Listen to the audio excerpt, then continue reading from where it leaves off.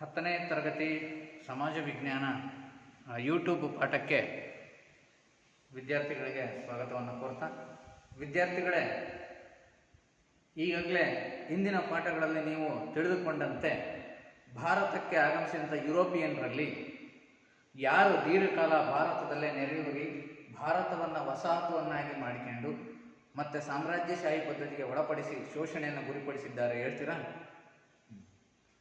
4 options ಕೊಡ್ತೀನಿ. ಅದಕ್ಕೆ ಪೋರ್ಚುಗೀಸರು, ಡಚ್ಚರು, ಬ್ರಿಟಿಷರು, ಫ್ರೆಂಚರು. ಯಾರು ಭಾರತದಲ್ಲಿ ದೀರ್ಘಕಾಲ ನೆಲೆಯೂರಿದ್ದು? ಬ್ರಿಟಿಷರು. Very good. ಅಥವಾ ಇಂಗ್ಲೀಷರು ಅಲ್ವಾ? ಈ ಇಂಗ್ಲೀಷರ ವಿರುದ್ಧ ಭಾರತದಲ್ಲಿ ಅನೇಕ ರಾಜ ಮಹಾರಾಜರು ಹೋರಾಟವನ್ನು ನಡೆಸಿದ್ದಾರೆ. ಅವರು ತಮ್ಮ ಸ್ವಹಿತಾಸಕ್ತಿಗೆ ಮತ್ತು ಅದು ವಿದೇಶಿ ಶಕ್ತಿಗಳು ಅವರನ್ನು ಭಾರತದಿಂದ ತೊಲಗಿಸ್ಲಿಕ್ಕೆ, ಹೀಗಾಗಿ ಸಶಸ್ತ್ರ ಹೋರಾಟವನ್ನು ಮಾಡಿದ್ದಾರೆ. ಇಂಥ ಸಶಸ್ತ್ರ ಹೋರಾಟಗಳೇ ಪ್ರಥಮ ಸ್ವಾತಂತ್ರ್ಯ ಸಂಗ್ರಾಮ ಅಂತ ನೀವು ಇಂದಿನ ತರಗತಿಯಲ್ಲಿ ತಿಳ್ಕೊಂಡಿದ್ದೀರಿ ಅಲ್ವಾ?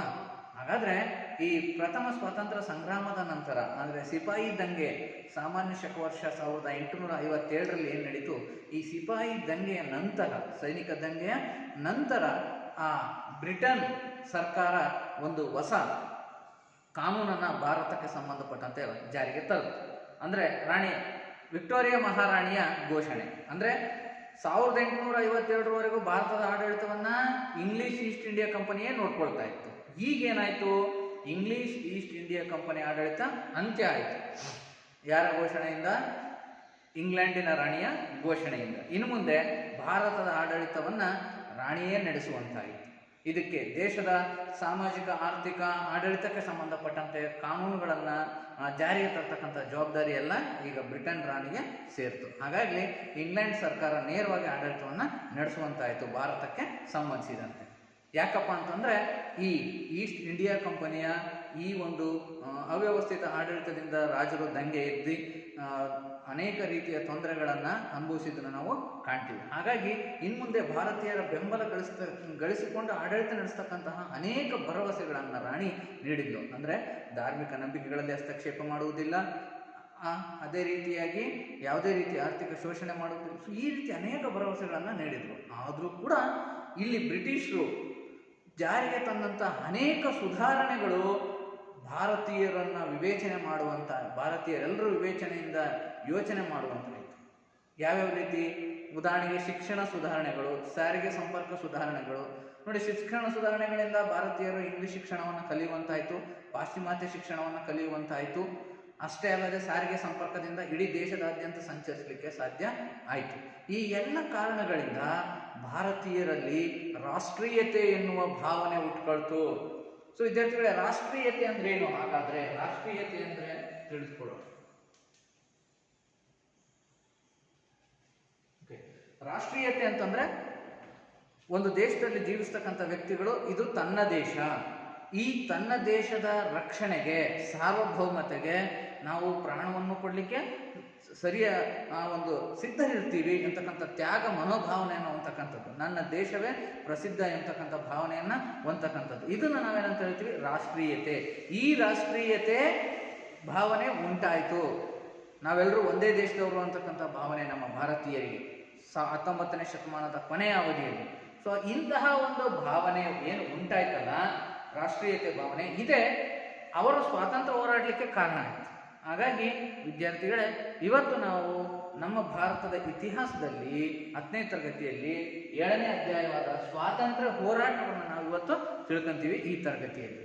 ಯಾಕೆ ಸ್ವಾತಂತ್ರ್ಯಕ್ಕಾಗಿ ಹೋರಾಡಲಿಕ್ಕೆ ರೆಡಿಯಾದರು ಭಾರತೀಯರು 19ನೇ ಶತಮಾನದ ಅಂತ್ಯದಲ್ಲಿ ಅಂತಂದರೆ, ಸೊ ಯಾಕಪ್ಪ ಅಂತಂದರೆ ಇಂಗ್ಲೀಷರ ಶೈಕ್ಷಣಿಕ ಸುಧಾರಣೆಗಳು, ಶಿಕ್ಷಣ ಕ್ಷೇತ್ರದಲ್ಲಿ ತಂದಂಥ ಸುಧಾರಣೆಗಳು, ಸಾರಿಗೆ ಸಂಪರ್ಕದಲ್ಲಿ ಜಾರಿಗೆ ತಂದಂಥ ಬದಲಾವಣೆಗಳು, ಅಷ್ಟೇ ಅಲ್ಲದೆ 1857ರ ದಂಗೆಯ ಪರಿಣಾಮಗಳು, ಈ ಎಲ್ಲ ಅಂಶಗಳಿಂದ ಭಾರತೀಯರು ರಾಷ್ಟ್ರೀಯತೆಯ ಭಾವನೆಯನ್ನು ಮೂಡಿಸಿಕೊಂಡು ಬ್ರಿಟಿಷರ ವಿರುದ್ಧ, ಅಂದರೆ ವಿದೇಶಿ ಶಕ್ತಿಗಳ ವಿರುದ್ಧ ಹೋರಾಡಿ ಭಾರತವನ್ನು ಸ್ವತಂತ್ರಗೊಳಿಸುವ ಒಂದು ಮನಸ್ಸನ್ನು ಮಾಡಿದರು ಈ ಒಂದು ಸಂದರ್ಭದಲ್ಲಿ, ಅಂದರೆ 19ನೇ ಶತಮಾನದ ಕೊನೆಯಲ್ಲಿ. ಹಾಗಾಗಿ ಈ ಹಾಗಾಗಿ ರಾಷ್ಟ್ರೀಯತೆ ಭಾವನೆ ಅಂತಕ್ಕಂಥದ್ದು ಬರೀ ಒಬ್ಬನಲ್ಲಿ ಬೆಳೆದ್ರೆ ಸಾಧ್ಯ ಅಲ್ಲ, ಇಡೀ ದೇಶದ ಜನರಲ್ಲೆಲ್ಲ ಬೆಳವಣಿಗೆ ಆಗಬೇಕು. ಹಾಗಾದರೆ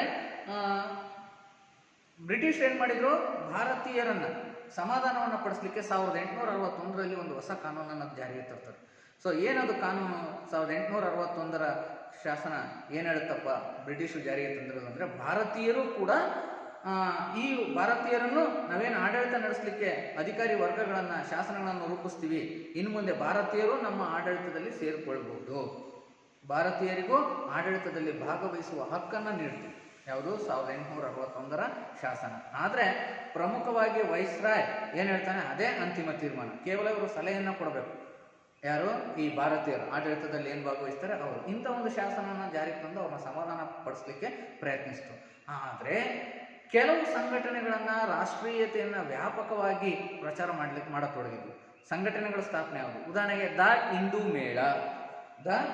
ಮೇಳ, ಅದೇ ರೀತಿ ದ ಈಸ್ಟ್ ಇಂಡಿಯನ್ ಅಸೋಸಿಯೇಷನ್, ಈ ರೀತಿ ಸಂಘಟನೆಗಳು ಭಾರತೀಯರಲ್ಲಿ ರಾಷ್ಟ್ರೀಯತೆಯ ಭಾವನೆಯನ್ನು ಮೂಡಿಸಲಿಕ್ಕೆ ಪ್ರಯತ್ನಗೂಡಿಸಿ ಭಾರತೀಯರನ್ನು ಒಂದುಗೂಡಿಸಲು ಅವು ಪ್ರಯತ್ನವನ್ನು ಮಾಡಿದವು.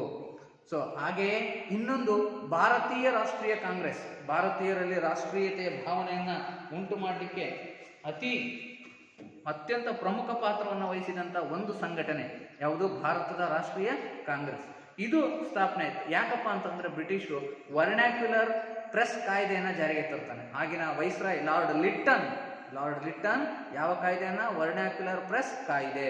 ಅಂದರೆ ಏನು ಭಾರತೀಯರು ವೃತ್ತಪತ್ರಿಕೆಗಳನ್ನು ಹೊರಡಿಸ್ತಾರೆ ಅಥವಾ ಬೇರೆಯವರು ಬ್ರಿಟಿಷರ ಆಡಳಿತವನ್ನು ಟೀಕಿಸಿ ಬರೆಯುವಂತಿಲ್ಲ. ಹಾಗಾಗಿ ಅದನ್ನು ಟೀಕಿಸಿ ಬರೆದಿದ್ದೇ ಆದರೆ ಅಂಥ ಪತ್ರಿಕೆಗಳನ್ನು ಸಂಪೂರ್ಣವಾಗಿ ಮುಚ್ಚಿಸ್ತಾ ಇತ್ತು. ಸೊ ಇದು ಪತ್ರಿಕಾ ಸ್ವಾತಂತ್ರ್ಯ ಹರಣ ಮಾಡಿದಂಗೆ. ಹಾಗಾಗಿ ವರ್ನಾಕ್ಯುಲರ್ ಪ್ರೆಸ್ ಕಾಯ್ದೆಯನ್ನು ಜಾರಿಗೆ ತಂದು ಪತ್ರಿಕೆಗಳ ಸ್ವಾತಂತ್ರ್ಯವನ್ನು ಕಸಿದುಕೊಂಡ್ರು ಬ್ರಿಟಿಷರು. ಅಂಥ ಸಮಯದಲ್ಲಿ ಸ್ಥಾಪನೆ ಆಯ್ತಿದ್ದು ಯಾವುದು? ಭಾರತೀಯ ರಾಷ್ಟ್ರೀಯ ಕಾಂಗ್ರೆಸ್. ಈ ಭಾರತೀಯ ರಾಷ್ಟ್ರೀಯ ಕಾಂಗ್ರೆಸ್ನ ಯಾರು ಸ್ಥಾಪಿಸಿದ್ರಪ್ಪ ಅಂತಂದ್ರೆ, AOU ಎಂಬತಕ್ಕಂಥ ಒಬ್ಬ ಬ್ರಿಟಿಷ್ ಸಿವಿಲ್ ಸರ್ವಿಸ್ ಅಧಿಕಾರಿ. ಭಾರತೀಯ ರಾಷ್ಟ್ರೀಯ ಕಾಂಗ್ರೆಸ್ ಎಷ್ಟರಲ್ಲಿ? ಕ್ರಿಸ್ತ ಸಾಮಾನ್ಯ ಶಕವರ್ಷ 1885ರಲ್ಲಿ ಸ್ಥಾಪನೆ ಮಾಡಿದರು. ಯಾರು? AOU.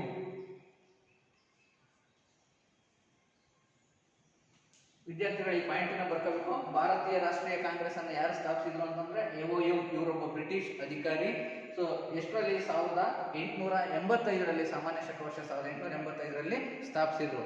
ಸೊ ಈ ಬ್ರಿಟಿಷ್ ಸೇವಾಧಿಕಾರಿ ಯಾಕಪ್ಪ ಅಂತಂದ್ರೆ ಬ್ರಿಟಿಷ್ ಆಡಳಿತ ಏನು ನಡೀತಾ ಇತ್ತು, ಕೆಲವೊಮ್ಮೆ ಶೋಷಣೆಗಳನ್ನ, ಅಸಮಾನತೆಯಿಂದ ಅವರ ಆಡಳಿತ ಪದ್ಧತಿ ಇತ್ತು. ಸೊ ಹಾಗಾಗಿ ಅದರ ವಿರುದ್ಧ ರಾಷ್ಟ್ರೀಯತೆಯ ಭಾವನೆಯನ್ನ ಮೂಡಿಸ್ಲಿಕ್ಕೆ ಇವ್ರು ಏನ್ ಮಾಡಿದ್ರು? AOU ಕೋಲ್ಕತ್ತಾ, ಬಾಂಬೆ, ಮದ್ರಾಸ್ ಇನ್ನೂ ಮುಂತಾದ ಕಡೆ ಸಂಚರಿಸಿ ಅಲ್ಲಿ ಏನು ರಾಷ್ಟ್ರೀಯ ನಾಯಕರಿದ್ರು, ಸ್ವತಂತ್ರ ಹೋರಾಟಗಾರರು, ಸೊ ಅವರೆಲ್ಲರನ್ನ, ಗಣ್ಯ ನಾಯಕರನ್ನ ಸಂಘಟಿಸಿ ಈ ರಾಷ್ಟ್ರೀಯ ಕಾಂಗ್ರೆಸ್ ಅನ್ನ ಸ್ಥಾಪನೆ ಮಾಡಿದ್ರು. ಅಷ್ಟೇ ಅಲ್ಲದೆ ಪ್ರತಿ ವರ್ಷ ಇದರ ಅಧಿವೇಶನವನ್ನು ನಡೆಸತೊಡಗಿದ್ರು. ಅದರಲ್ಲಿ ಈ ರಾಷ್ಟ್ರೀಯ ಏಕತೆಯ ಬಗ್ಗೆ ಚರ್ಚೆಯನ್ನು ಕೂಡ ಮಾಡ್ತಾ ಇದ್ರು. ಸೊ ಈ ರಾಷ್ಟ್ರೀಯ ಕಾಂಗ್ರೆಸ್ನ ಮೊದಲ ಅಧಿವೇಶನ 1885ರಲ್ಲಿ ಬಾಂಬೆಯಲ್ಲಿ ನಡೆಯಿತು. ಇದರ ಅಧ್ಯಕ್ಷತೆ WC ಬ್ಯಾನರ್ಜಿ, ಉಮೇಶ್ ಚಂದ್ರ ಬ್ಯಾನರ್ಜಿ ಅವರು ವಹಿಸಿಕೊಳ್ತಾರೆ. ಪ್ರಥಮ ಅಧಿವೇಶನ.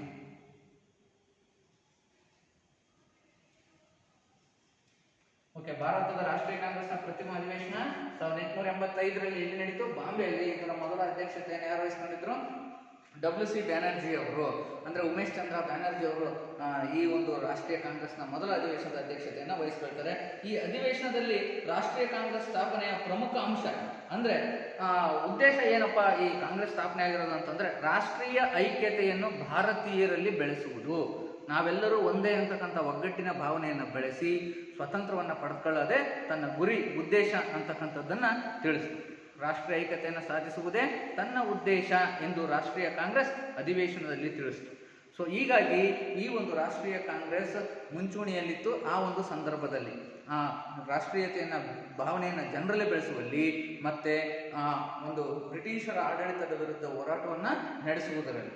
ಸೊ ಹಾಗಾಗಿ ಆದರೆ ಈ 19ನೇ ಶತಮಾನದ ಅಂತ್ಯದಲ್ಲಿ ಆ ರಾಷ್ಟ್ರೀಯ ಕಾಂಗ್ರೆಸ್ನಲ್ಲಿ ಏನು ಸೇರಿದ್ರು ನಾಯಕರು, ಅವರ ಸಿದ್ಧಾಂತ, ಅವರ ಹೋರಾಟದ ವಿಧ, ಮಾದರಿ ಇವುಗಳಿಂದ ಏನಾಯ್ತು, ಅದರಲ್ಲಿ ಭಿನ್ನಾಭಿಪ್ರಾಯ ಉಂಟಾಯಿತು, ಭಿನ್ನಮತಗಳು ಭುಗಿಲೆದ್ವು. ಹಾಗಾಗಿ ಅವರಲ್ಲೇ ಅನೇಕ ಗುಂಪುಗಳು ಉಂಟಾದವು. ಅದರಲ್ಲಿ ಪ್ರಮುಖವಾಗಿ 2 ಗುಂಪುಗಳು, ಒಂದು ಮಂದಗಾಮಿಗಳು, ಇನ್ನೊಂದು ತೀವ್ರವಾದಿಗಳು ಅಂತ. ಸೊ ಹಾಗಾಗಿ ಆ ಒಂದು 2 ಗುಂಪುಗಳು ಕೂಡ ಏನು ಮಾಡಿದ್ವು, ಒಂದೊಂದು ಅವಧಿಯಲ್ಲಿ ತಮ್ಮ ಅಧಿಕಾರವನ್ನು ನಡೆಸತೊಡಗಿದ್ವು, ಅಂದರೆ ಹೋರಾಟವನ್ನು ಮಾಡತೊಡಗಿದ್ವು. ಅದರಲ್ಲಿ ಮೊದಲನೇದಾಗಿ ಮಂದಗಾಮಿಗಳೇ ಹೆಚ್ಚಾಗಿದ್ರು. ರಾಷ್ಟ್ರೀಯ ಕಾಂಗ್ರೆಸ್ ಏನು ಸ್ಥಾಪನೆ ಆಯ್ತಲ್ಲ 1885ರಲ್ಲಿ, ಅಲ್ಲಿಂದ ಮೊದಲ 20 ವರ್ಷ ಅಂದರೆ 1905ವರೆಗೆ, 1885ರಿಂದ 1905ವರೆಗೆ ಯಾರು ಹೆಚ್ಚಿನ ಸಂಖ್ಯೆಯಲ್ಲಿದ್ದು ರಾಷ್ಟ್ರೀಯ ಕಾಂಗ್ರೆಸ್ನಲ್ಲಿ? ಮಂದಗಾಮಿಗಳು. ಹಾಗಾಗಿ ಆ ಯುಗವನ್ನ ಮಂದಗಾಮಿಗಳ ಯುಗ ಅಂತ ಹೇಳ್ತೀವಿ, ಮಂದಗಾಮಿಗಳ ಯುಗ ವಿದ್ಯಾರ್ಥಿಗಳೇ. ತದನಂತರ ಎರಡನೇದಾಗಿ 1905ರಿಂದ ನೋಡಿ, 1905ರಿಂದ ಸುಮಾರು 1919ವರೆಗೆ ಯಾರು ಹೆಚ್ಚಾಗಿದ್ರು? ತೀವ್ರವಾದಿಗಳು ಹೆಚ್ಚಾಗಿದ್ರು ರಾಷ್ಟ್ರೀಯ ಕಾಂಗ್ರೆಸ್. ಹಾಗಾಗಿ ಅದನ್ನ ತೀವ್ರವಾದಿಗಳ ಯುಗ ಅಂತ ಕರಿತೀವಿ, ತೀವ್ರವಾದಿಗಳ ಯುಗ ಅಂತ ಕರಿತೀವಿ. ಸೊ ಅದೇ ರೀತಿಯಾಗಿ ಇನ್ನು 1919ರಿಂದ 1947ರವರೆಗೆ ಇದನ್ನ ಗಾಂಧಿ ಯುಗ ಅಂತ ಕರಿತೀವಿ. ಯಾಕಂದ್ರೆ ಮಹಾತ್ಮ ಗಾಂಧೀಜಿಯವರು ಈ ಒಂದು ಅವಧಿಯಲ್ಲಿ ಸ್ವತಂತ್ರ ಹೋರಾಟದಲ್ಲಿ ಪ್ರಮುಖ ಪಾತ್ರವನ್ನು ವಹಿಸಿದ್ರು. ಸೊ ವಿದ್ಯಾರ್ಥಿಗಳೇ, ನಾವು ಇವತ್ತು ಈ ತರಗತಿಯಲ್ಲಿ ಮಂದಗಾಮಿಗಳ ಯುಗ, ತೀವ್ರವಾದಿಗಳ ಯುಗ, ಇವುಗಳನ್ನು ನಾವೀಗ ಸಂಕ್ಷಿಪ್ತವಾಗಿ ತಿಳ್ಕೊಂತೀವಿ. ಯಾಕಪ್ಪ ಅಂತ ಕರಿತೀನಿ ಅಂದರೆ, ರಾಷ್ಟ್ರೀಯ ಕಾಂಗ್ರೆಸ್ ಸ್ಥಾಪನೆಯಾದ ಮೊದಲ 20 ವರ್ಷದಲ್ಲಿ ಅತಿ ಹೆಚ್ಚಾಗಿ ರಾಷ್ಟ್ರೀಯ ಕಾಂಗ್ರೆಸ್ನಲ್ಲಿ ಯಾರಿದ್ರು? ಮಂದಗಾಮಿಗಳಿದ್ರು. ಯಾಕೆ ಅವರನ್ನು ನಾವು ಮಂದಗಾಮಿಗಳು ಅಂತ ಕರಿತೀವಿ? ಅವರು ಹೇಗೆ ಹೋರಾಟವನ್ನು ಮಾಡಿದ್ರು? ಅವರ ಸಿದ್ಧಾಂತಕ್ಕೂ ತೀವ್ರವಾದಿಗಳ ಸಿದ್ಧಾಂತಕ್ಕೂ ಏನು ವ್ಯತ್ಯಾಸ? ಇದನ್ನು ನಾವೀಗ ತಿಳ್ಕೋಬೇಕಾಗಿದೆ. ಮಂದಗಾಮಿಗಳು ಅಂದರೆ ಮೃದು ಧೋರಣೆಯನ್ನು ಹೊಂದಿದವರು, ಅಂದರೆ ಮನವಿಗಳ ಮೂಲಕ ಬೇಡಿಕೆಗಳನ್ನು ಮನವಿಗಳ ಮೂಲಕ ಸಲ್ಲಿಸ್ತಾ ಇದ್ರು. ತಮ್ಮ ಬೇಡಿಕೆಗಳನ್ನು ಈಡೇರಿಸ್ಕೊಳ್ಳಿಕ್ಕೆ ಬ್ರಿಟಿಷ್ ಸರ್ಕಾರದ ಹತ್ರ. ಸೊ ಯಾವುದೇ ರೀತಿಯ ಉಗ್ರ ಹೋರಾಟನ, ತೀವ್ರವಾದ ಹೋರಾಟವನ್ನು ಅವರು ಮಾಡಲಿಲ್ಲ. ಆ ಬೇಡಿಕೆಗಳನ್ನು ಅವರು ಈಡೇರಿಸ್ಬೋದಾಗಿತ್ತು, ಬಿಟ್ಟರೆ ಬಿಡ್ಬೋದಾಗಿತ್ತು. ಯಾರು? ಬ್ರಿಟಿಷರು. ಸೊ ಹಾಗಾಗಿ ಈ ಮಂದಗಾಮಿಗಳು ಹೇಗೆ ಸಭೆಗಳನ್ನು ನಡೆಸ್ಬಿಟ್ಟು ಬೇಡಿಕೆಗಳನ್ನು ಸಂಗ್ರಹಿಸಿ ಆ ಬೇಡಿಕೆಗಳನ್ನು ಮನವಿಗಳ ರೂಪದಲ್ಲಿ ಸಲ್ಲಿಸ್ತಾ ಇದ್ರು. ಯಾರಿಗೆ? ಬ್ರಿಟಿಷ್ ಸರ್ಕಾರಕ್ಕೆ. ಅದನ್ನು ಅವರು ಈಡೇರಿಸ್ಬೋದು, ಬಿಟ್ಟರೆ ಬಿಡ್ಬೋದು. ಹಾಗಾಗಿ ಇಂಥ ಒಂದು ಹೋರಾಟದ ವರ್ಗದವರನ್ನು ಮಂದಗಾಮಿಗಳು ಎಂದು ಕರೆಯುತ್ತೇವೆ. ಈ ಮಂದಗಾಮಿಗಳಲ್ಲಿ ಅನೇಕ ಜನ ಪ್ರಮುಖರಾಗಿದ್ದಾರೆ. ಅದರಲ್ಲಿ ಮಹಾತ್ಮ ಗಾಂಧೀಜಿಯವರ ರಾಜಕೀಯ ಗುರು ಯಾರು? ಗೋಪಾಲಕೃಷ್ಣ ಗೋಖಲೆ. ಅದೇ ರೀತಿಯಾಗಿ WC ಬ್ಯಾನರ್ಜಿ, ಸುರೇಂದ್ರನಾಥ ಬ್ಯಾನರ್ಜಿ, ದಾದಾಬಾಯಿ ನವರೋಜಿ. ಬರ್ಕೊಡ್ರಿ ವಿದ್ಯಾರ್ಥಿಗಳು, ಮಂದಗಾಮಿಗಳ ಪ್ರಮುಖ ಹೆಸರುಗಳನ್ನು ನೀವು ಬರ್ಕೋಬೇಕಾಗುತ್ತೆ. ಮೊದಲನೇದಾಗಿ ದಾದಾಬಾಯಿ ನವರೋಜಿ. ಮಂದಗಾಮಿಗಳು ಯಾರ್ಯಾರು ಅಂತ ಬರ್ಕೊಡ್ರಿ. ದಾದಾಬಾಯಿ ನವರೋಜಿ, ಸುರೇಂದ್ರನಾಥ ಬ್ಯಾನರ್ಜಿ, ಗೋಪಾಲಕೃಷ್ಣ ಗೋಖಲೆ. ಸರಿ ವಿದ್ಯಾರ್ಥಿಗಳೇ, ನಾನು ನಿಮಗೆ ಮಂದಗಾಮಿಗಳ ಕೆಲವು ಚಿತ್ರಗಳನ್ನು ನಿಮಗೆ ತೋರಿಸ್ತೀನಿ, ನೀವು ಇದನ್ನು ಗಮನಿಸಬೇಕಾಗುತ್ತೆ. ಓಕೆ, ಸೊ ಈಗ ನೋಡ್ತಾ ಇರೋದು ನೀವು ಗೋಪಾಲಕೃಷ್ಣ ಗೋಖಲೆ, ದಾದಾಬಾಯಿ ನವರೋಜಿ. ಇವರು ಮಂದಗಾಮಿಗಳ ತೀವ್ರವಾದಿಗಳು. ಮಂದಗಾಮಿ. ಸರಿ ವಿದ್ಯಾರ್ಥಿಗಳೇ, ನಾವೀಗ ಮಂದಗಾಮಿಗಳು ಯಾವ ರೀತಿ ಹೋರಾಟ ಮಾಡಿದ್ರು ಗೊತ್ತಾಯ್ತು. ಇನ್ನು ನೆಕ್ಸ್ಟು ಈ ಮಂದಗಾಮಿಗಳ ಬೇಡಿಕೆಗಳು ಏನೇನಾಗಿತ್ತು ಅದನ್ನ ನಾವು ತಿಳಿದುಕೊಳ್ಳೋದು.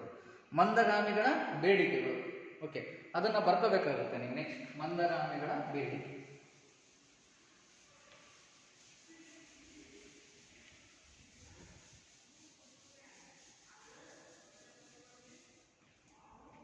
ಈಗ ಮಂದಗಾಮಿಗಳು ಎಂದ್ರೇನು ಅಂತ ಗೊತ್ತಾಯ್ತು. ಕಾಂಗ್ರೆಸ್ನಲ್ಲಿ ಮೃದು ಧೋರಣೆಯನ್ನು ಹೊಂದಿ ಸಭೆ ಸಮಾರಂಭಗಳನ್ನು ನಡೆಸಿ ಬೇಡಿಕೆಗಳನ್ನು ಮನವಿಗಳ ರೂಪದಲ್ಲಿ ಸಲ್ಲಿಸ್ತಾ ಇದ್ದವ್ರನ್ನ ಮಂದಗಾಮಿಗಳು ಅಂತ ಕರಿತೀವಿ. ಅವ್ರು ಯಾರ್ಯಾರು ಅಂತ ಬರ್ಸಿದ್ದೀನಿ.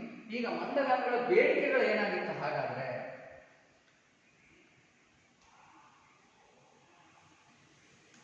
ಮಂದಗಾಮಿಗಳ ಬೇಡಿಕೆಗಳು ನೋಡಿ, ಭಾರತದಲ್ಲಿ ಅವರ ಆಡಳಿತಾತ್ಮಕ ವೆಚ್ಚವನ್ನು ಕಡಿಮೆ ಮಾಡೋದು ಬ್ರಿಟಿಷರು, ಮತ್ತೆ ಭಾರತದಲ್ಲಿ ಕೈಗಾರಿಕೆಗಳನ್ನು ಅಭಿವೃದ್ಧಿಪಡಿಸುವುದು, ಭಾರತದಲ್ಲಿ ಶೈಕ್ಷಣಿಕ ಸುಧಾರಣೆಗಳು ಇನ್ನೂ ಹೆಚ್ಚಿನ ರೀತಿಯಲ್ಲಿ ತರುವುದು, ಸೊ ಹೀಗೆ ಸೈನಿಕ ವೆಚ್ಚವನ್ನು ತಗ್ಗಿಸುವುದು. ಸೊ ಈ ರೀತಿಯ ಬೇಡಿಕೆಗಳನ್ನು ಅವರು ಸಲ್ಲಿಸ್ತಾರೆ. ಬರ್ಕೊಡ್ರಿ ವಿದ್ಯಾರ್ಥಿಗಳು. ಮಂದಗಾಮಿಗಳ ಬೇಡಿಕೆಗಳಲ್ಲಿ ಮೊದಲನೇದಾಗಿ ಭಾರತದಲ್ಲಿ ಕೈಗಾರಿಕೆಗಳನ್ನು ಅಭಿವೃದ್ಧಿಪಡಿಸುವುದು, ಕೈಗಾರಿಕೆಗಳ ಅಭಿವೃದ್ಧಿ. ನೆಕ್ಸ್ಟ್ ಸೈನಿಕ ಮತ್ತು ಆಡಳಿತಾತ್ಮಕ ವೆಚ್ಚವನ್ನು ಕಡಿಮೆ ಮಾಡುವುದು, ಸೈನಿಕ ಮತ್ತು ಆಡಳಿತಾತ್ಮಕ ವೆಚ್ಚ.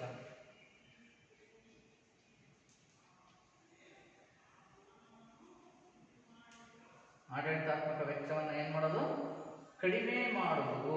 ಅದೇ ರೀತಿ ಸಿವಿಲ್ ಸರ್ವಿಸ್ ಪರೀಕ್ಷೆಗಳನ್ನು ಭಾರತ ಮತ್ತು ಇಂಗ್ಲೆಂಡ್ನಲ್ಲಿ ಏಕಕಾಲದಲ್ಲಿ ನಡೆಸುವುದು. ಮತ್ತೆ ಭಾರತದಲ್ಲಿ ಶೈಕ್ಷಣಿಕ ಸುಧಾರಣೆಗಳನ್ನು ಜಾರಿಗೆ ತರತಕ್ಕಂಥದ್ದು. ಶೈಕ್ಷಣಿಕ ಸುಧಾರಣೆ ಅಂದರೆ ಹೆಚ್ಚಿನ ಶಾಲಾ ಕಾಲೇಜುಗಳ ಸ್ಥಾಪನೆ, ವಿಶ್ವವಿದ್ಯಾನಿಲಯಗಳ ಸ್ಥಾಪನೆಯನ್ನು ಮಾಡಬೇಕು ಅಂತ. ಈ ಮೂಲಕ ವಿದ್ಯಾವಂತ ವರ್ಗ ಹೆಚ್ಚಿನ ಸಂಖ್ಯೆಯಲ್ಲಿ ಸೃಷ್ಟಿಯಾಗುತ್ತೆ ನಮ್ಮ ಭಾರತ ದೇಶದಲ್ಲಿ ಅಂತ ಅಂದ್ಬಿಟ್ಟು. ಇನ್ನು ಬಡತನದ ಬಗ್ಗೆ ಅಧ್ಯಯನ ಮಾಡ್ತಕ್ಕಂಥದ್ದು. ಭಾರತದ ಬಡತನದ ಬಗ್ಗೆ ಅಧ್ಯಯನ ನಡೆಸುವುದು. ಭಾರತದ ಬಡತನದ ಬಗ್ಗೆ ಅಧ್ಯಯನ ನಡೆಸ್ತಕ್ಕಂಥದ್ದು. ಇಷ್ಟು ಬೇಡಿಕೆಗಳನ್ನು ಸಲ್ಲಿಸಿದ್ರು ಯಾರೋ ಈ ಮಂದಗಾಮಿಗಳು ಯಾರು, ಅವರ ಬೇಡಿಕೆಗಳೇನು ಅಂದರೆ ಇಷ್ಟು ಅಂಶಗಳನ್ನು ನೀವು ವಿದ್ಯಾರ್ಥಿಗಳೇ ಬರಿಬೇಕಾಗುತ್ತೆ. ಸರಿ, ಈ ಬಡತನದ ಬಗ್ಗೆ ಅಧ್ಯಯನ ನಡೆಸುವುದು ಅಂತ ಬಂದಾಗ ಭಾರತದ ಪ್ರಪಿತಾಮಹ ಆಗಿರ್ತಕ್ಕಂತಹ ದಾದಾಬಾಯಿ ನವರೋಜಿ, ಭಾರತದ ಪಿತಾಮಹ ಅಲ್ಲ, ಪ್ರಪಿತಾಮಹ ಆಗಿರ್ತಕ್ಕಂತಹ ದಾದಾಬಾಯಿ ನವರೋಜಿ ಅವರು ಒಂದು ಸಿದ್ಧಾಂತವನ್ನು ಮಂಡಿಸ್ತಾರೆ. ಅದು ಯಾವುದಪ್ಪ ಅಂದರೆ ಸಂಪತ್ತಿನ ಸೋರುವಿಕೆ ಸಿದ್ಧಾಂತ ಅಂತ. ಏನು ಸಂಪತ್ತಿನ ಸೋರುವಿಕೆ ಸಿದ್ಧಾಂತ ಅಂತಂದರೆ, ಭಾರತದ ಸಂಪತ್ತು ಪ್ರವಾಹ ರೂಪದಲ್ಲಿ ಇಂಗ್ಲೆಂಡ್ ದೇಶಕ್ಕೆ ಹರಿದು ಹೋಯಿತು ಅಂತ ತಿಳಿಸಿದರು. ಯಾರು? ದಾದಾಬಾಯಿ ನವರೋಜಿ. ಅದನ್ನು ನಾವೀಗ ತಿಳಿದುಕೊಳ್ಳೋಣ. ಸೊ ದಾದಾಬಾಯಿ ನವರೋಜಿ ಅವರು ಯಾವ ಸಿದ್ಧಾಂತವನ್ನು ಪ್ರತಿಪಾದಿಸಿದ್ರು ಅಂತ. ದಾದಾಬಾಯಿ ನವರೋಜಿ ಯಾವ ಸಿದ್ಧಾಂತ? ಸಂಪತ್ತಿನ ಪ್ರವಾಹ ಸಿದ್ಧಾಂತ.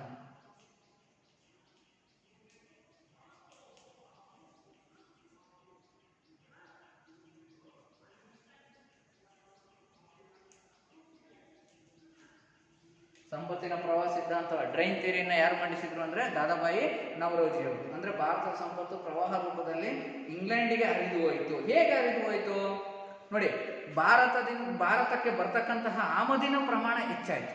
ಭಾರತಕ್ಕೆ ಬರ್ತಕ್ಕಂಥ ಆಮದಿನ ಪ್ರಮಾಣ, ಸರಕುಗಳ ಆಮದು ಪ್ರಮಾಣ ಏನಾಯಿತು? ಹೆಚ್ಚಾಯಿತು. ಆದರೆ ಭಾರತದಿಂದ ಹೊರ ಹೋಗ್ತಕ್ಕಂಥದ್ದು ಅಂದರೆ ರಫ್ತಿನ ಪ್ರಮಾಣ ಏನಾಯಿತು? ಕಡಿಮೆ ಆಯಿತು. ಹಾಗಾಗಿ ನಾವು ಬರೀ ಹೆಚ್ಚು ಕೊಂಡ್ಕೊಂಡ್ವೇ ವಿನ ಹೆಚ್ಚು ಮಾರಾಟ ಮಾಡಲಿಲ್ಲ ಭಾರತ ದೇಶದಿಂದ. ಹಾಗಾಗಿ ಆಮದು ಜಾಸ್ತಿ ಆಯಿತು ಭಾರತಕ್ಕೆ. ಭಾರತದಿಂದ ಹೊರ ಹೋಗ್ತಕ್ಕಂಥ ರಫ್ತಿನ ಪ್ರಮಾಣ ಏನಾಯಿತು? ಕಡಿಮೆ ಆಯಿತು. ಇದರಿಂದ ಪ್ರತಿಕೂಲ ಸಂದಾಯ ಉಂಟಾಯಿತು. ವ್ಯಾಪಾರದಲ್ಲಿ ಪ್ರತಿಕೂಲ ಸಂದಾಯ ಅಂದರೆ ನಮ್ಮ ಭಾರತದಿಂದ ವಿದೇಶಿ ವಿನಿಮಯ ಜಾಸ್ತಿ ಹೋಗ್ತಾ ಇತ್ತು, ಆದರೆ ಬರೋದು ಮಾತ್ರ ಕಡಿಮೆ ಇರ್ತಿತ್ತು. ಸೊ ಹೀಗೆ ಈ ಒಂದು ಆಮದಿನ ಪ್ರಮಾಣ ಹೆಚ್ಚಾಗಿ ರಫ್ತಿನ ಪ್ರಮಾಣ ಏನಾಯಿತು? ಕಡಿಮೆ ಆಯಿತು. ಇದರಿಂದ ಭಾರತ ಬಡತನಕ್ಕೆ ತಳ್ಳಲ್ಪಡ್ತಾ ಇತ್ತು, ಸಂಪತ್ತು ಸೋರಿಕೆ ಆಗ್ತಾ ಇತ್ತು. ಮತ್ತೆ ಇಂಗ್ಲಿಷ್ ಅಧಿಕಾರಿಗಳಿಗೆ ಭಾರತದಿಂದಲೇ ವೇತನವನ್ನು ನೀಡ್ತಾ ಇದ್ರು. ಭಾರತದಲ್ಲಿ ಆಡಳಿತ ನಡೆಸ್ತಕ್ಕಂಥ ಇಂಗ್ಲಿಷ್ ಅಧಿಕಾರಿಗಳಿಗೆ ನೀಡುತ್ತಿದ್ದ ವೇತನ, ಸಂಬಳ, ಅದೇ ರೀತಿ ಪಿಂಚಣಿ ಹಣ, ಅವರು ಇಲ್ಲಿ ನೌಕರಿಯನ್ನು ಮುಗಿಸಿ ತಮ್ಮ ಇಂಗ್ಲೆಂಡ್ ದೇಶಕ್ಕೆ ಹೋದರೆ ಅವರಿಗೆ ಪಿಂಚಣಿ ಹಣ ಭಾರತ ದೇಶದಿಂದಲೇ ಹೋಗ್ತಾ ಇತ್ತು. ಸೊ ಈ ಕಾರಣಗಳಿಂದಲೂ ಕೂಡ ಭಾರತದ ಸಂಪತ್ತು ಇಂಗ್ಲೆಂಡ್ಗೆ ಪ್ರವಾಹ ರೂಪದಲ್ಲಿ ಹರಿದು ಹೋಗ್ತಾ ಇತ್ತು ಅಂತ ನಾವು ತಿಳ್ಕೋಬಹುದು ವಿದ್ಯಾರ್ಥಿಗಳೇ. ಹಾಗಾದ್ರೆ ಈ ದಾದಾಬಾಯಿ ನವರೋಜಿಯವರ ಕಾಲವನ್ನು ಉದಾರವಾದ ರಾಷ್ಟ್ರೀಯವಾದದ ಕಾಲ ಅಂತ ನಾವು ಕರಿತೀವಿ. ಈ ಒಟ್ಟಾರೆಯಾಗಿ ಎಲ್ಲ ಮಂದಗಾಮಿಗಳ ಕಾಲವನ್ನು. ಸೊ ಹೀಗೆ ಉದಾರವಾದ ರಾಷ್ಟ್ರೀಯವಾದ ಕಾಲ ಅಂತಂದರೆ ಅಷ್ಟು ತೀವ್ರವಾದಂಥ ರಾಷ್ಟ್ರೀಯತೆ ಬೆಳೀಲಿಲ್ಲ, ಉದಾರವಾಗಿತ್ತು ಅಂತ ಅಂದ್ಬಿಟ್ಟು. ಸೊ ಹಾಗಾಗಿ ಇಂಥ ಒಂದು ಸಂದರ್ಭದಲ್ಲಿ ಒಂದು ಬಂಗಾಳದಲ್ಲಿ ಒಂದು ರಾಷ್ಟ್ರೀಯತೆ ತೀವ್ರವಾಗಿಬಿಟ್ಟು ಬ್ರಿಟಿಷರ ವಿರುದ್ಧ ಹೋರಾಟವನ್ನು ಹೆಚ್ಚುಗೊಳಿಸ್ತಾ ಇದ್ರು ಬಂಗಾಳ ಪ್ರದೇಶದಲ್ಲಿ. ಹಾಗಾಗಿ ಈ ಕಾಂಗ್ರೆಸ್ನಲ್ಲಿ ಕೆಲವು ನಾಯಕರು ಏನು ಮಾಡಿದ್ರು, ಮಂದಗಾಮಿಗಳ ಧೋರಣೆಗಳನ್ನು ಟೀಕಿಸ್ತಾ ಇದ್ರು, ವಿರೋಧಿಸ್ತಾ ಇದ್ರು. ಹಾಗಾಗಿ ತೀವ್ರವಾದ ಹೋರಾಟದ ನಿಲುವುಗಳನ್ನು ಪ್ರತಿಪಾದಿಸ್ತಾ ಇದ್ರು. ಹಾಗಾಗಿ 1905 ವೇಳೆಗೆ ಮಂದಗಾಮಿಗಳ ಸಂಖ್ಯೆನೂ ಕೂಡ ಕಡಿಮೆ ಆಯಿತು. ಯಾವುದರಲ್ಲಿ? ಭಾರತದ ರಾಷ್ಟ್ರೀಯ ಕಾಂಗ್ರೆಸ್ನಲ್ಲಿ. ಹಾಗಾಗಿ ಇನ್ನು ಮುಂದೆ ತೀವ್ರವಾದಿಗಳ ಸಂಖ್ಯೆನೇ ಹೆಚ್ಚಾಯಿತು. ಅವರು ಇನ್ನು ಮುಂದೆ ಹೋರಾಟದ ಮಾರ್ಗವನ್ನು ರೂಪಿಸತೊಡಗಿದರು. ರಾಷ್ಟ್ರೀಯ ಕಾಂಗ್ರೆಸ್ನ ಹೋರಾಟದ ಮಾರ್ಗವನ್ನು, ಉದ್ದೇಶವನ್ನು, ಪೂರ್ಣ ಸ್ವರಾಜ್ಯವನ್ನೇ ಪಡೆಯುವುದೇ ತಮ್ಮ ಉದ್ದೇಶ ಅಂತ ತಿಳಿಸಿದರು. ಯಾರು? ತೀವ್ರವಾದಿಗಳು ಆಡಳಿತಕ್ಕೆ ಬಂದರು.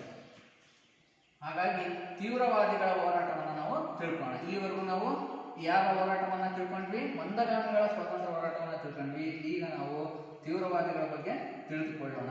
ಸೊ ತೀವ್ರವಾದಿಗಳು 1905ರಿಂದ ತಮ್ಮ ಹೋರಾಟವನ್ನು ಆರಂಭಿಸ್ತಾರೆ. ತೀವ್ರವಾದ ಹೋರಾಟದ ನಿಲುವುಗಳನ್ನು ಪ್ರತಿಪಾದಿಸ್ತಾರೆ. ನೋಡಿ, ಮಂದಗಾಮಿಗಳನ್ನು ಇವರು ಟೀಕಿಸ್ತಾರೆ. ಯಾವ ರೀತಿ? ಮೃದು ಧೋರಣೆಯನ್ನು ಹೊಂದಿದ್ದಂತಹ ಮಂದಗಾಮಿಗಳು ರಾಜಕೀಯ ಭಿಕ್ಷುಕರು ಎಂದು ಕರೆದರು. ಸೊ ಮಂದಗಾಮಿಗಳನ್ನ ತೀವ್ರವಾದಿಗಳು ಏನಂತ ಕರೆದ್ರು? ಇವರು ರಾಜಕೀಯ ಭಿಕ್ಷುಕರು. ಭಿಕ್ಷೆ ಬೇಡಿದ್ರೆ ಹಾಕ್ಬೋದು, ಬಿಟ್ಟರೆ ಬಿಡ್ಬೋದು ಅಲ್ವಾ. ಸೊ ಹಾಗಾಗಿ ಇವ್ರು ಬರೀ ಬೇಡಿಕೆ ಸಲ್ಲಿಸ್ತಾ ಇದ್ರು. ಅವ್ರು ಈಡೇರಿಸ್ಬೋದು, ಬಿಟ್ಟರೆ ಬಿಡ್ಬೋದು. ಯಾರು? ಬ್ರಿಟಿಷರು. ಹಾಗಾಗಿ ಮಂದಗಾಮಿಗಳನ್ನ ಏನಂತ ಕರೆಯಲಾಯಿತು? ರಾಜಕೀಯ ಭಿಕ್ಷುಕರು. ಹಂಗಂತ ಯಾರು ಕರೆದಿದ್ದು? ತೀವ್ರವಾದಿಗಳು. ಸರಿ ವಿದ್ಯಾರ್ಥಿಗಳೇ, ಹಾಗಾದ್ರೆ ತೀವ್ರವಾದಿಗಳು ಯಾರ್ಯಾರು ಪ್ರಮುಖವಾಗಿ? ನೋಡಿ, ಲಾಲ್ ಬಾಲ್ ಪಾಲ್ ಅಂತ ಹೇಳ್ತೀವಿ. ಅಂದ್ರೆ ಲಾಲಾ ಲಜಪತ್ ರಾಯ್, ಬಾಲ ಗಂಗಾಧರ ತಿಲಕ್, ಮತ್ತೆ ಬಿಪಿನ್ ಚಂದ್ರಪಾಲ್, ಮತ್ತೆ ಅರಬಿಂದೋ ಘೋಷ್. ಈ 4 ಜನರು ನೆನ್ಪಿಟ್ಕೊಡ್ರಿ. ಅರಬಿಂದೋ ಘೋಷ್ ಕೊನೆಗೆ ಕ್ರಾಂತಿಕಾರಿಗಳಾಗ್ತಾರೆ, ಅದನ್ನ ಆಮೇಲೆ ತಿಳ್ಕೊಳ್ಳೋಣ. ಸೊ ಈಗ ಈ 4 ಜನ ವ್ಯಕ್ತಿಗಳಲ್ಲಿ ಪ್ರಮುಖವಾಗಿ ಯಾರು? ಈ 4 ಜನರನ್ನ ನಾನು ನಿಮಗೆ ತೋರಿಸ್ತೀನಿ, ನೀವು ಅದನ್ನ ನೋಡ್ಬೇಕಾಗುತ್ತೆ ವಿದ್ಯಾರ್ಥಿಗಳು. ಮೊದಲನೇದಾಗಿ ನೋಡಿ, ಅರಬಿಂದೋ ಘೋಷ್. ನೋಡಿದ್ರಲ್ಲ, ಅರಬಿಂದೋ ಘೋಷ್. ಅದೇ ರೀತಿ ಇನ್ನೊಬ್ರು ಬಾಲಗಂಗಾಧರ ತಿಲಕ್. ಬಾಲಗಂಗಾಧರ ತಿಲಕ್ರ ಭಾವಚಿತ್ರವನ್ನು ನೀವು ಗಮನಿಸ್ತಾ ಇದ್ದೀರಿ. ಸೊ ಅದೇ ರೀತಿ ಮತ್ತೊಬ್ರು ಲಾಲಾ ಲಜಪತ್ ರಾಯ್. ಲಾಲಾ ಲಜಪತ್ ರಾಯರ ಭಾವಚಿತ್ರವನ್ನು ನೀವು ಗಮನಿಸ್ತಾ ಇದ್ದೀರಿ. ಅದೇ ರೀತಿ ಮತ್ತೊಬ್ರು ಬಿಪಿನ್ ಚಂದ್ರಪಾಲ್. ಬಿಪಿನ್ ಚಂದ್ರಪಾಲ್. ಸರಿ ವಿದ್ಯಾರ್ಥಿಗಳು, ಸೊ ನೀವೀಗ ಈ ತೀವ್ರವಾದಿಗಳ ಭಾವಚಿತ್ರವನ್ನು ಗಮನಿಸಿದಿರಿ. ಈ ತೀವ್ರವಾದಿಗಳು ಒಂದು ಏಳಿಗೆಗೆ ಬರಲಿಕ್ಕೆ ಒಂದು ಘಟನೆ ಪ್ರಮುಖ ಕಾರಣ ಆಯಿತು. ಯಾವುದಪ್ಪ ಅಂತಂದ್ರೆ 1905ರಲ್ಲಿ ಬಂಗಾಳದ ವಿಭಜನೆ ಆಯಿತು. ಬಂಗಾಳದ ವಿಭಜನೆ ಯಾರು ಮಾಡಿದ್ದು? ಬಂಗಾಳದ ವಿಭಜನೆಯನ್ನ ಲಾರ್ಡ್ ಕರ್ಜನ್ ಅಂತಕ್ಕಂಥ ಬ್ರಿಟಿಷ್ ವೈಸ್ರಾಯ್. ಲಾರ್ಡ್ ಕರ್ಜನ್ ಎಂಬ ಬ್ರಿಟಿಷ್ ವೈಸ್ರಾಯ್ ಇವನು ಬಂಗಾಳದ ವಿಭಜನೆಯನ್ನ ಮಾಡ್ತಾನೆ. ಸೊ ವಿದ್ಯಾರ್ಥಿಗಳೇ, ಸ್ವಲ್ಪ ಗಮನವನ್ನ ಕೊಡಬೇಕಾಗುತ್ತೆ ನೀವು. ಏನಪ್ಪಾ ಅಂತಂದ್ರೆ ನೋಡಿ, ಬಂಗಾಳ ಇದು ಬಾಂಗ್ಲಾದೇಶ ಇದೆ ಇವತ್ತು. ಸೊ ಅವತ್ತಿನ ದಿವಸ ಒಂದಾಗೇ ಇತ್ತು ಬಾಂಗ್ಲಾದೇಶನೂ ಕೂಡ ಇದರಲ್ಲಿ. ಈ ಬಂಗಾಳ ರಾಷ್ಟ್ರೀಯತೆಯ ಹೋರಾಟದ ಪ್ರಮುಖ ಪ್ರಾಂತ್ಯವಾಗಿತ್ತು. ಅಲ್ಲಿ ಜನ ಸುಸಂಘಟಿತರಾಗಿದ್ರು. ಅಲ್ಲಿ 2 ಧರ್ಮದ ಜನರಿದ್ರು ಬಂಗಾಳದಲ್ಲಿ, ಬಂಗಾಳ ಪ್ರಾಂತ್ಯದಲ್ಲಿ. ಹಿಂದೂ ಧರ್ಮದವರು ಮತ್ತೆ ಮುಸ್ಲಿಂ ಧರ್ಮದವರು. ಪಶ್ಚಿಮ ಬಂಗಾಳದಲ್ಲಿ ಹಿಂದೂಗಳು ಜಾಸ್ತಿ ಆಗಿದ್ರು, ಪೂರ್ವ ಬಂಗಾಳದಲ್ಲಿ ಮುಸ್ಲಿಮರು ಜಾಸ್ತಿ ಆಗಿದ್ರು. ಸೊ ಹಾಗಾಗಿ ಈ ಧರ್ಮದ ಆಧಾರದ ಮೇಲೆ ಕರ್ಜನ್ ಏನ್ ಮಾಡ್ದ? ಬಂಗಾಳವನ್ನು ವಿಭಜನೆ ಮಾಡ್ದ. ಯಾಕೆ ಅಂದ್ರೆ ಭಾರತೀಯರಲ್ಲಿದ್ದ ಐಕ್ಯತೆಯನ್ನ ಒಗ್ಗಟ್ಟನ್ನ ಮುರಿದು ಹಾಕ್ಲಿಕ್ಕೆ, ಒಡೆದು ಹಾಕ್ಲಿಕ್ಕೆ, ಅನೈಕ್ಯತೆಯನ್ನ ಉಂಟು ಮಾಡಲಿಕ್ಕೆ ಭಾರತೀಯರಲ್ಲಿ. ಸೊ ಹಾಗಾಗಿ ಹಿಂದೂ ಮುಸ್ಲಿಂ ಧರ್ಮದ ಆಧಾರದ ಮೇಲೆ ಬಂಗಾಳವನ್ನು ವಿಭಜನೆ ಮಾಡ್ತಾನೆ. ಯಾರು? Lord Curzon. ಯಾಕಪ್ಪ ಅಂದ್ರೆ ಅವರಲ್ಲಿ ಐಕ್ಯತಾ ಭಾವನೆ ಇರಬಾರ್ದು, ಒಗ್ಗಟ್ಟಿನ ನಾವೆಲ್ಲರೂ ಒಂದೇ ಅನ್ನೋ ಭಾವನೆ ಇರಬಾರ್ದು ಅಂತ. ಇದನ್ನ ಮನಗಂಡಂತಹ ತೀವ್ರವಾದಿಗಳು ಉಗ್ರ ಹೋರಾಟವನ್ನ ಮಾಡ್ತಾರೆ. ಸೊ ಪಶ್ಚಿಮ ಬಂಗಾಳ, ಪೂರ್ವ ಬಂಗಾಳ ಇವೆರಡನ್ನ ಒಂದುಗೂಡಿಸ್ರಿ ಅಂತ ಈ ನಿಟ್ಟಿನಲ್ಲಿ ಅವರು ಹೋರಾಟವನ್ನು ಆರಂಭ ಮಾಡ್ತಾರೆ. ಅದಕ್ಕೆ ಒಂದು ಹೊಸ ಚಳುವಳಿಯನ್ನು ನಡೆಸ್ತಾರೆ. ಸೊ ಆ ಹೊಸ ಚಳುವಳಿಯೇ ಸ್ವದೇಶಿ ಚಳುವಳಿ. 1905ರಲ್ಲಿ ಯಾವ ಚಳುವಳಿ? ಸ್ವದೇಶಿ ಚಳುವಳಿ. ಈ ಸ್ವದೇಶಿ ಚಳವಳಿಯ ನಾಯಕತ್ವವನ್ನು ಬಾಲಗಂಗಾಧರ ತಿಲಕರು ವಹಿಸಿಕೊಂಡು ಇಡೀ ಭಾರತದಾದ್ಯಂತ ನಡೆಯುವಂತೆ ಮಾಡ್ತಾರೆ. ಅಂದ್ರೆ ವಿದೇಶಿ ವಸ್ತುಗಳನ್ನು ಬಹಿಷ್ಕರಿಸುವುದು, ಯಾವುದೇ ಕಾರಣಕ್ಕೂ ಬಳಸಬಾರದು ಅಂತ. ಬೇರೆ ದೇಶದ ವಸ್ತುಗಳನ್ನು, ಇಂಗ್ಲೆಂಡ್ನಿಂದ ಬಂದಂಥ ವಸ್ತುಗಳಾಗಿರ್ಬೋದು, ಭಾರತದಲ್ಲೇ ತಯಾರಾದ ವಸ್ತುಗಳನ್ನು ಮಾತ್ರ ಬಳಸಬಹುದು. ಸೊ ಈ ಸ್ವದೇಶಿ ಚಳವಳಿ ನಡೆಸಿದ್ರಿಂದ ಅಂದ್ರೆ ವಿದೇಶಿ ವಸ್ತುಗಳು ಮಾರಾಟ ಆಗಲಿಲ್ಲ ನಮ್ಮ ಭಾರತ ದೇಶದಲ್ಲಿ. ಹಾಗಾಗಿ ಹೆಚ್ಚಿನದಾಗಿ ಯಾರಿಗೆ ನಷ್ಟ ಉಂಟಾಯಿತು? ಬ್ರಿಟಿಷರಿಗೆ ನಷ್ಟ ಉಂಟಾಯಿತು. ಬ್ರಿಟಿಷರ ಸರಕುಗಳ ಮಾರಾಟ ಆಗಲಿಲ್ಲ. ಸೊ ಹಾಗಾಗಿ ಅನಿವಾರ್ಯವಾಗಿ 1911ರ ವೇಳೆಗೆ ಅವರು ಹಿಂತೆಗೆದುಕೊಳ್ತಾರೆ ಬಂಗಾಳದ ವಿಭಜನೆಯನ್ನು. ಸೊ ಹೀಗೆ ಈ ಲಾರ್ಡ್ ಕರ್ಜನ್ ಏನು ಬಂಗಾಳದ ವಿಭಜನೆ ಮಾಡಿದ್ದ ಅದನ್ನ 1911ರಲ್ಲಿ ಹಿಂತೆಗೆದುಕೊಳ್ಳಲಾಗುತ್ತದೆ. ಸೊ ಹೀಗೆ ಬಂಗಾಳದ ವಿಭಜನೆ ನಿಂತು ಹೋಯಿತು. ಸೊ ಮತ್ತೆ ಬಂಗಾಳವನ್ನು ಒಂದುಗೂಡಿಸಲಾಯಿತು ಸ್ವದೇಶಿ ಚಳುವಳಿಯಿಂದ. ಸೊ ಇನ್ನು ಮುಂದೆ ತೀವ್ರವಾದ ಹೋರಾಟದ ನಿಲುವನ್ನು ಆರಂಭಿಸಿದ್ರು. ಅದರಲ್ಲಿ ಬಾಲಗಂಗಾಧರ ತಿಲಕ್ ಮುಂಚೂಣಿಯಲ್ಲಿದ್ದರು. ಹಾಗಾಗಿ ವಿದ್ಯಾರ್ಥಿಗಳ ಈ ಪಾಠದಲ್ಲಿ ತೀವ್ರಗಾಮಿಗಳ ಹೋರಾಟವನ್ನು ತಿಳಿಸಿ ಅಂತಂದ್ರೆ ನೀವೇನು ಬರೀಬೇಕಪ್ಪ ಅಂತಂದ್ರೆ ಮೊದಲು ಯಾರು ತೀವ್ರವಾದಿಗಳು ಬಾಲಗಂಗಾಧರ ತಿಲಕ್ ಆ ರೀತಿ ಹೆಸರು ಬರೆದ್ಬಿಟ್ಟು ಸ್ವದೇಶಿ ಚಳುವಳಿಯನ್ನು ನಡೆಸಿ ಬಂಗಾಳವನ್ನು ಒಂದುಗೂಡಿಸಿದ್ರು ಅಂತ ಪಾಯಿಂಟ್ ಬರೀಬೇಕಾಗುತ್ತೆ. ಇನ್ನು ತಿಲಕರ ಹೋರಾಟವನ್ನು ವಿವರಿಸಿ ಅಂದರೆ ಈಗ ಏನು ಹೇಳ್ತೀನಿ ಆ ಅಂಶಗಳನ್ನು ಬರೀಬೇಕು. ಬಾಲಗಂಗಾಧರ ತಿಲಕ್. ಸೊ ಬಾಲಗಂಗಾಧರ ತಿಲಕ್ ಘೋಷಣೆಯನ್ನು ಹೊರಡಿಸಿದ್ರು ಒಂದು. ಸೊ ಯಾವ ಘೋಷಣೆ? ಸ್ವರಾಜ್ಯ ನನ್ನ ಆಜನ್ಮ ಸಿದ್ಧ ಹಕ್ಕು, ಅದನ್ನು ನಾನು ಪಡೆದೇ ತೀರುತ್ತೇನೆ. ಬರ್ಕೊಡ್ರಿ ವಿದ್ಯಾರ್ಥಿಗಳು. ಸ್ವರಾಜ್ಯ ನನ್ನ ಆಜನ್ಮ ಸಿದ್ಧ ಹಕ್ಕು, ಅದನ್ನು ನಾನು ಪಡೆದೇ ತೀರುತ್ತೇನೆ. ಯಾರು ಹೇಳಿದ್ದು? ಬಾಲಗಂಗಾಧರ ತಿಲಕ್. ಅದೇ ರೀತಿ ಬಾಲ ಗಂಗಾಧರ ತಿಲಕ್ ಪೂರ್ಣ ಸ್ವರಾಜ್ಯ ಪಡೆಯುವುದೇ ಕಾಂಗ್ರೆಸ್ಸಿನ ಗುರಿ ಅಂತ ಘೋಷಣೆ ಮಾಡಿದರು. ಪೂರ್ಣ ಸ್ವರಾಜ್ಯ ಪಡೆಯುವುದು 2ನೇ ಪಾಯಿಂಟ್. ಹಾಗೆ ಬಾಲ ಗಂಗಾಧರ ತಿಲಕರು ಪ್ರಮುಖವಾಗಿ ಆ ಜನರಲ್ಲಿ ಏಕತೆ ಭಾವನೆಯನ್ನು ಮೂಡಿಸ್ಲಿಕ್ಕೆ ಅವರ ಧಾರ್ಮಿಕ ಭಾವನೆಯನ್ನು ಗಮನಕ್ಕೆ ತೆಗೆದುಕೊಂಡು ಅಂದರೆ ಶಿವಾಜಿ ಉತ್ಸವ, ದುರ್ಗಾ ಉತ್ಸವ, ಗಣೇಶ ಜಯಂತಿ ಇಂತಹ ಉತ್ಸವಗಳನ್ನು ಮಾಡಿದರು. ಯಾಕೆ? ರಾಷ್ಟ್ರೀಯತೆಯ ಭಾವನೆಯನ್ನು ಮೂಡಿಸೋದು ಮತ್ತೆ ಒಂದುಗೂಡಿಸ್ಲಿಕ್ಕೆ ಭಾರತೀಯರನ್ನು. ಅದೇ ರೀತಿ ಮುಂದಿನ ಪಾಯಿಂಟ್, ಇಲ್ಲಿ ವೃತ್ತಪತ್ರಿಕೆಗಳನ್ನು ಹೊರಡಿಸಿದ್ದು ಕೇಸರಿ ಮತ್ತು ಮರಾಠ. ಮರಾಠ ಎಂತಕ್ಕಂಥದ್ದು ಇಂಗ್ಲಿಷ್ ಭಾಷೆಯ ಪತ್ರಿಕೆ, ಕೇಸರಿ ಅನ್ನೋದು ಮರಾಠಿ ಭಾಷೆಯ ಪತ್ರಿಕೆ. ಕೇಸರಿ ಅನ್ನೋದು ಮರಾಠಿ ಭಾಷೆಯ ಪತ್ರಿಕೆ. ಸೊ ಹೀಗೆ ಈ ಒಂದು ಕೇಸರಿ ಮತ್ತು ಮರಾಠ ಪತ್ರಿಕೆಗಳನ್ನು ಹೊರಡಿಸಿ ಬ್ರಿಟಿಷರ ವಿರುದ್ಧ ಲೇಖನಗಳನ್ನು ಬರೆದ್ರು, ಅವರ ಆಡಳಿತದ ವಿರುದ್ಧ, ಆಡಳಿತ ವೈಖರಿಯ ವಿರುದ್ಧ. ಹಾಗಾಗಿ ಇವರನ್ನು ಸೆರೆಮನೆಯಲ್ಲಿ ದೂಡುವಂತಾಯ್ತು. ಯಾರನ್ನ? ಬಾಲಗಂಗಾಧರ್ ತಿಲಕ್. ಸೆರೆಮನೆಯಲ್ಲಿ ಇಟ್ಕೊಂಡೆ ಗೀತಾ ಭಾಷ್ಯ ಎಂಬ ಗ್ರಂಥವನ್ನು ಬರೀತಾರೆ. ಯಾವುದದು? ಗೀತಾ ಭಾಷ್ಯ. ಬರ್ಕೊಡ್ರಿ ವಿದ್ಯಾರ್ಥಿಗಳು. ಗೀತಾ ಭಾಷ್ಯ ಎಂಬ ಗ್ರಂಥಗಳನ್ನು ಅವರು ಬರೆದರು.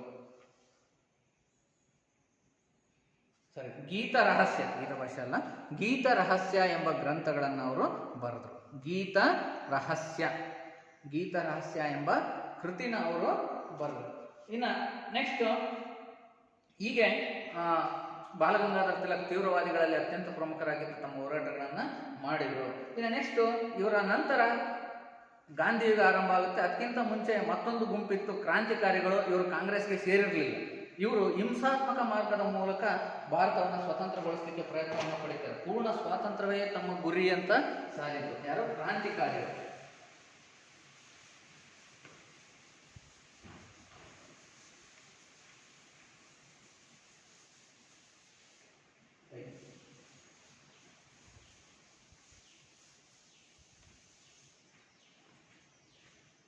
ಕ್ರಾಂತಿಕಾರಿಗಳು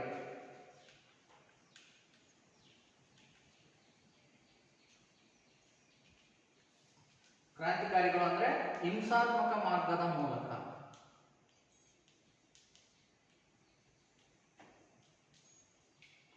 ರಹಸ್ಯ ಸಂಘಗಳ ಮೂಲಕ,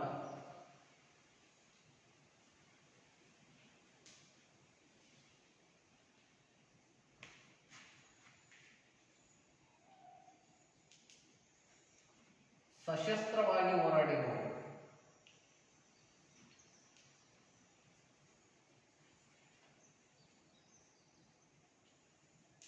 ಸೊ ಇವರನ್ನ ನಾವು ಕ್ರಾಂತಿಕಾರಿಗಳು ಅಂತ ಕರಿತೀವಿ.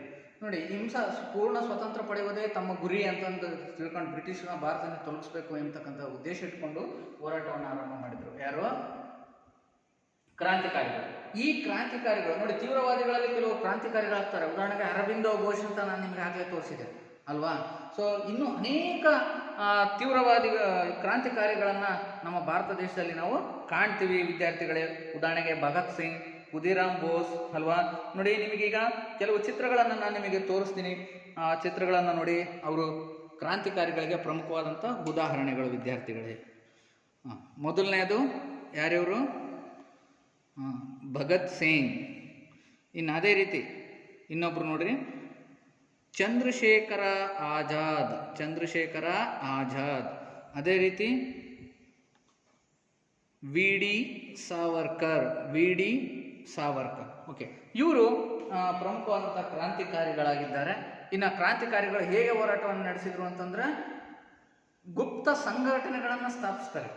ನೋಡಿ, ಇಂಗ್ಲೆಂಡ್ ದೇಶದಲ್ಲಿ ಲೋಟಸ್ ಮತ್ತು ಡಾಗರ್. ಇಂಗ್ಲೆಂಡ್ನಲ್ಲಿ ಯಾವುದು? ಲೋಟಸ್ ಮತ್ತೆ ಡಾಗರ್.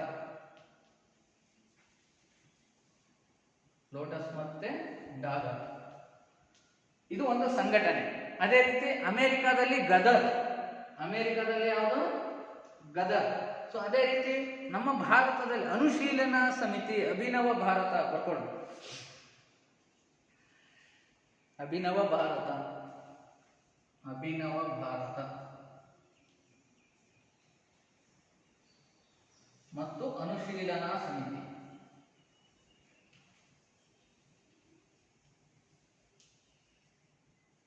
ಅನುಶೀಲನಾ ಸಮಿತಿ ಯಾವ ದೇಶದಲ್ಲಿ? ಭಾರತ ದೇಶದಲ್ಲಿ. ಇವು ರಹಸ್ಯ ಸಂಘಟನೆಗಳು.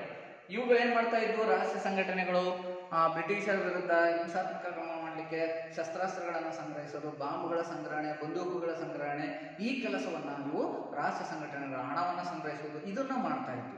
ಸೊ ಹಾಗಾಗಿ ಈ ರಹಸ್ಯ ಸಂಘಟನೆಗಳ ಮೂಲಕ ಸಾಕಷ್ಟು ಹೋರಾಟಗಳು ಕೂಡ ನಮ್ಮ ಭಾರತ ದೇಶದಲ್ಲಿ ನಡೆದವು. ಬಟ್ ಆದರೆ ಬ್ರಿಟಿಷರು ಏನು ಮಾಡಿದ್ರಪ್ಪ, ಇವ್ರನ್ನ ದೇಶದ್ರೋಹಿಗಳು ಅಂತಂದ್ಬಿಟ್ಟು ಶಾಂತಿಯನ್ನ ಕದಡ್ತಾ ಅಶಾಂತಿಯ ನೆಪದಲ್ಲಿ ಇವ್ರನ್ನ ಏನು ಮಾಡಿದ್ರು, ನೇಣುಗಂಬಕ್ಕೆ ಏರಿಸ್ತಾ ಇದ್ರು. ಸೊ ಹಾಗಾಗಿ ಭಗತ್ ಸಿಂಗ್, ಚಂದ್ರಶೇಖರ್ ಆಜಾದ್ ಮುಂತಾದ ಅನೇಕ ಕ್ರಾಂತಿಕಾರಿಗಳು ಈ ಒಂದು ಹೋರಾಟದಲ್ಲಿ ಮರಣವನ್ನ ಹೊಂದಿದ್ದಾರೆ ವಿದ್ಯಾರ್ಥಿಗಳೇ. ಸೊ ಈಗ ನೋಡಿ, ನಾನು ಹೇಳಿದೆ ಕೆಲವು ತೀವ್ರವಾದಿಗಳು ಇಷ್ಟು ಈ ಒಂದು ಭಾರತದ ಸ್ವಾತಂತ್ರ್ಯ ಹೋರಾಟ, ಈ ಪಾಠಕ್ಕೆ ಸಂಬಂಧಪಟ್ಟಂತೆ ಕೆಲವು ಪ್ರಶ್ನೆಗಳನ್ನು ನಾನು ನಿಮಗೆ ಕೇಳ್ತೀನಿ, ನೀವು ಉತ್ತರನ ಹೇಳಬೇಕಾಗುತ್ತೆ. ಓಕೆ, ಯಾವ ತೀವ್ರವಾದಿ ಕ್ರಾಂತಿಕಾರಿಯಾಗಿ ಬದಲಾವಣೆಯಾದರು? ಯಾರು? ಅರಬಿಂದೋ ಘೋಷ್. ಸರಿ ವಿದ್ಯಾರ್ಥಿಗಳು, ಈಗ ನಿಮಗೆ ಈ ಪಾಠಕ್ಕೆ ಸಂಬಂಧಪಟ್ಟಂತೆ ಕೆಲವು ಹೋಮ್ವರ್ಕ್ ಅನ್ನು ಕೊಡ್ತೀನಿ, ನೀವು ಅದನ್ನ ಮಾಡಬೇಕಾಗುತ್ತೆ ವಿದ್ಯಾರ್ಥಿಗಳು.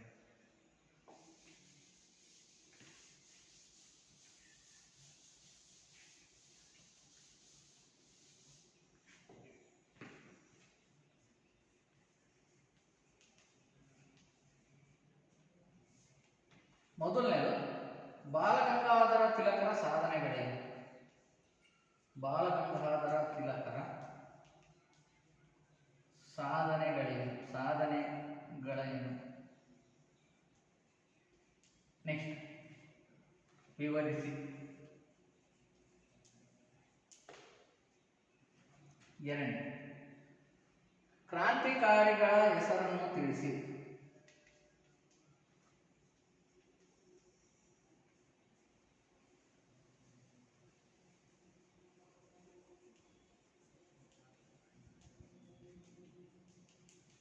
ಓಕೆ, ಇಷ್ಟು ಗೃಹಪಾಠದ ಕೆಲಸಗಳನ್ನು ವಿದ್ಯಾರ್ಥಿಗಳ ನೀವು ಬರ್ಕೋಬೇಕಾಗುತ್ತೆ. ಬರ್ಕೊಂಡು ಮನೆಯಲ್ಲಿ ಅದಕ್ಕೆ ಉತ್ತರಗಳನ್ನು ಬರೆಯಿರಿ. ಸೊ ಇಲ್ಲಿವರೆಗೂ ಪಾಠವನ್ನು ವೀಕ್ಷಣೆ ಮಾಡಿದ್ದಕ್ಕೆ ಎಲ್ಲರಿಗೂ ಧನ್ಯವಾದಗಳು.